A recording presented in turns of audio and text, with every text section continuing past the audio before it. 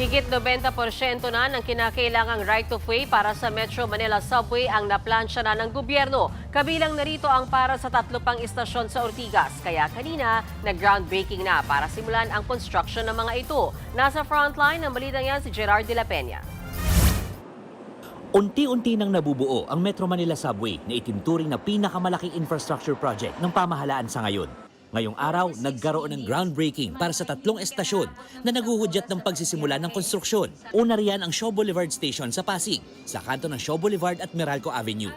Personal na nag-inspeksyon dyan si Pangulong Bongbong Marcos. September 2022 pa lang ay sarado na sa mga motorista ang bahaging ito ng Meralco Avenue para magbigay daan sa paghuhukay dito sa Shaw Boulevard Station. At ngayon nagkaroon na ng groundbreaking para sa pagpapagawa ng estasyon, asahan na mas lalong magiging abala pa ang construction activities dito sa lugar. Pinasinayaan na rin ang pagpapagawa ng Kalayaan Avenue Station sa 11th Avenue sa BGC at gayon din ang BGC Station sa kahabaan ng McKinley Parkway. This is the scale of transformation that we are building. And this brings us closer to a fully connected subway that will redefine mobility in our nation's capital.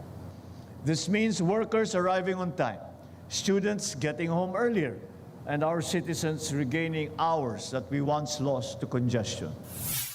Umusad ang pagpapagawa ng Metro Manila Subway matapos ang 3 taong kalbaryo ng Department of Transportation sa right-of-way sa Metro Walk, kung saan itatayo ang Ortigas Station. Inaasahang magiging mas madali na ang pagkuha ng right-of-way sa mga natitirang bahagi ng subway. May program tayong pinapasok na right-of-way usage agreement. Okay. Kung saan yung parang sa nangyari dito sa BCDA, no, na binibigyan tayo ng perpetual use of right, ng paggamit ng kanilang property. Sa madaling sabi, kaya nila mag-sakripisyo.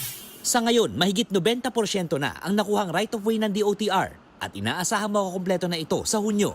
5 istasyon pa ang papasinayaan ng pamahalaan, kabilang ang Loton, Senate DepEd, NAIA Terminal 3, FTI at Bikutan.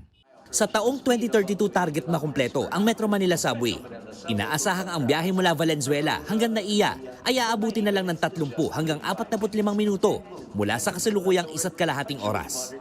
Nagbabalita mula sa Frontline, Gerard de la Peña, News 5.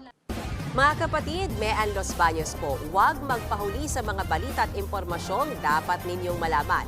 Para sa mas malawak na balitaan at diskusyon, mag-follow at mag-subscribe na sa social media pages ng News 5.